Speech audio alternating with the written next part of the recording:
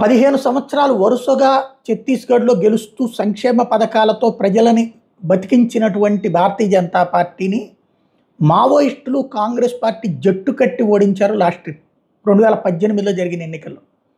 అయితే ఆ తర్వాత సంక్షేమ పథకాలు కాంగ్రెస్ కూడా కొనసాగించింది. కానీ గ్రౌండ్ లెవెల్‌లో ఏం జరిగిందో తెలీదు.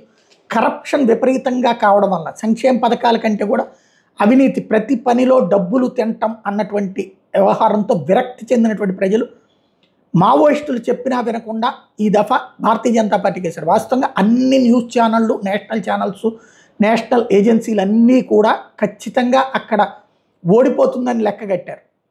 ఎవరైతే భారతీయ జనతా పార్టీ, కాంగ్రెసే మళ్ళీ గెలుస్తుందని లెక్కగట్టారు. అలాంటిది భారతీయ జనతా పార్టీ భారీ మెజార్టీతో గెలిచింది.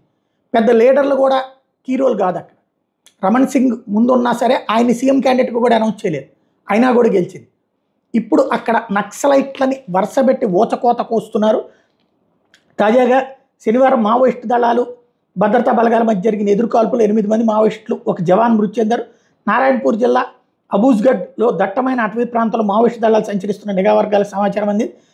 దీంతో డిఆర్టీ, ఎస్టీఎఫ్ బలగాలు 2 రోజుల నుంచి కూంబింగ్ చేపట్టాయి. ఈ క్రమంలో శనివారం ఉదయం 7 గంటల సమయంలో కుహ్మెట్ పోలీస్ స్టేషన్ పరిధిలోని మాడ్ ప్రాంతం కొండల మధ్య సుమారు 100 మంది మావోయిస్టులు సమావేశమయ్యారు. భద్రతా బలగాలు గమనించిన వాళ్ళు కాల్పులు ప్రారంభించారు. చుట్టుముట్టిన బలగాలు కూడా కాల్పులు దిగాయి.